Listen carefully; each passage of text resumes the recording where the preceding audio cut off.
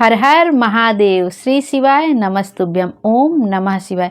कैसे हैं आप सब? अगर लाइफ में कुछ अच्छा नहीं भी चल रहा है तो अब सब कुछ अच्छा होने वाला ही है, क्योंकि हम सब आ गए हैं भोले बाबा की शरण में और सारी समस्या का हल है एक लोटा जल। तो आइए आज के नए उपाय के बारे में जानते हैं, जो कि देवउठनी एकादशी का उपाय है। इसको देवउठनी एकादशी इसलिए कहा जाता है क्योंकि इस दिन भगवान विष्णु अपनी शयन निद्रा से जाग जाते हैं और इस दिन हम जो कुछ भी उपाय करते उसका फल हमें तुरंत ही मिल जाता है।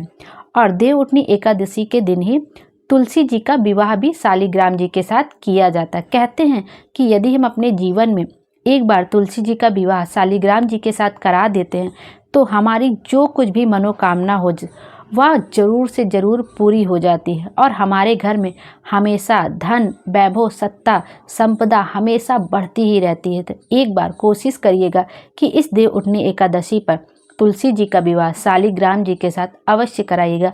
आप बहुत कुछ नहीं कर सकते हैं तो उनको चुनरी ओढ़ा दीजिए, चूड़ी पहना दीजिए, ऐसे हल्का फुल्का भी आप कर सकते हैं। बाकी इसकी पूरी विधिवत विधि से ब्याह तो कराया ही जाता है। तो हमें क्या करना है इस उपाय के लिए कि जिनके विवाह में देरी हो रही हो, कोई मंगल है, मांगलिक है, उसकी शादी नहीं हो पा रही, 30 साल के हो गए, 35 साल के हो गए, 32 साल के, कहीं रिश्ता पक्का ही नहीं हो रहा है, माता पिता को भी बहुत टेंशन है शादी की और कहीं हम संबंध करने भी जा रहे हैं, बहुत प्रयास भी कर लेकिन संबंध पक्का ही नहीं हो पा रहा है, विवाह में बहुत अधिक देरी हो गई, तो उनको एक बार यह उपाय शादी के लिए ज़रूर करके देखना चाहिए। भगवान विष्णु जी उनकी मनोकामना 2 से 2.5-3 महीने में ज़रूर से ज़रूर पूरी हो जाएगी और उनका रिश्ता बहुत अच्छी जगह ज़रूर पक्का हो जाएगा। तो यह उपाय करने के लिए हमें सामग्री क्या क्या चाहिए वह हम देख लेते हैं। इसके लिए हमें चाहिए एक आटे का दीपक। आटे का दीपक हमें ऐसा बनाना है जिसमें कि हम 4 बाती लगा सके, चारों दिशाओं का स्मरण करके, पूरब, पश्चिम, उत्तर, दक्षिण, ऐसे हमें आटे का दीपक बना लेना है। उसके बाद उसमें हमें चाहिए गौ माता का घी।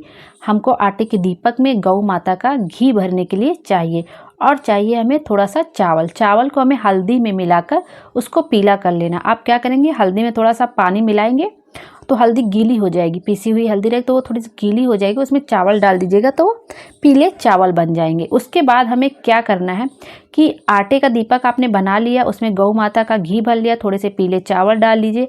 अब चारों तरफ बाती लगा दीजिए उसमें और उसको बाद अपने हथेली पर आटे का दीपक रख लीजिए। जिस लड़का या लड़की की शादी नहीं हो रही उन्हीं को यह उपाय करना है। उनको ही अपने हाथ की हथेली पर, अपने दाहिने हाथ की हथेली पर आटे का दीपक रखना है, उसमें 4 बत्ती लगानी है और चारों दिशाओं का स्मरण करना है। पूरब, पश्चिम, उत्तर, दक्षिण का आप स्मरण कर लीजिए।